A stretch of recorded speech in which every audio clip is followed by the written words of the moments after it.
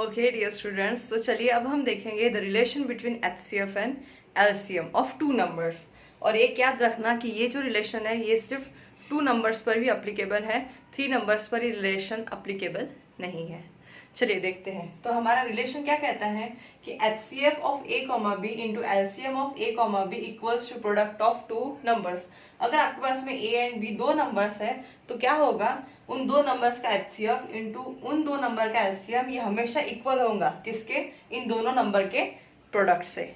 चलिए एग्जांपल से समझते हैं। हमें यहाँ पर 2 नंबर दिए हैं 26 एंड 91। सबसे पहले हम उनका HCF फाइंड करते हैं, देन LCM, और फिर चेक करेंगे इसका प्रोडक्ट और इसका प्रोडक्ट सेम होता है या नहीं।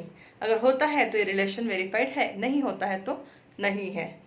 ये 2 नंबर के लिए रिलेशन अप्लीकेबल है, 3 नंबर्स के लिए नहीं। यानी HCF of A, B, C into LCM of A, B, C is not equal to A into B into C। याद रखना है बात। चलिए HCF निकाल, पहले अपन कॉमन इनके प्राइम फैक्टर्स में कन्वर्ट कर देते हैं। 26 2 इंटू 13, 91 7 इंटू 13। HCF क्या होता है हमारा, कॉमन प्राइम फैक्टर के लोएस्ट पावर का मल्टीप्लीकेशन। कॉमन क्या है इसके अंदर 13, और 13 की लोएस्ट पावर कितनी है 1, यानी कि HCF कितना आ गया हमारा यहाँ पे 13।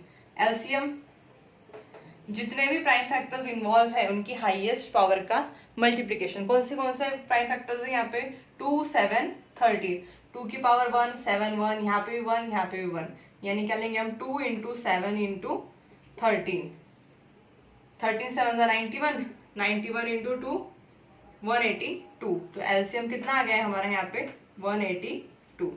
चलिए हम ये फॉर्मूला में पुट करके देखते हैं कि हमारा रिलेशन वेरीफाइड है या नहीं। तो HCF ऑफ 2 नंबर्स कितना आया हमारा 13, 13 इंटू LCM कितना आया है हमारा 182 इक्वल टू इन दोनों नंबर्स का मल्टीप्लीकेशन 26 इंटू 91। पहले हम करके देखते हैं। 182 इंटू 13, 3 2 6, 8 24, 5 प्लस 0, 2 1 2, 8 1 8, 1 1 1, 6 6 3 2, मतलब इसका प्रोडक्ट कहाँ से आ रहा है 2 3 6 6। अब हम चेक करेंगे कि इन दोनों का मल्टीप्लिकेशन कितना आता है 91 इंटू 26, 6 1 6, 9 6 54, प्लस 0, 2 1 2, 9 2 18, इसका भी उत्तर आ रहा है 2 3 6 6।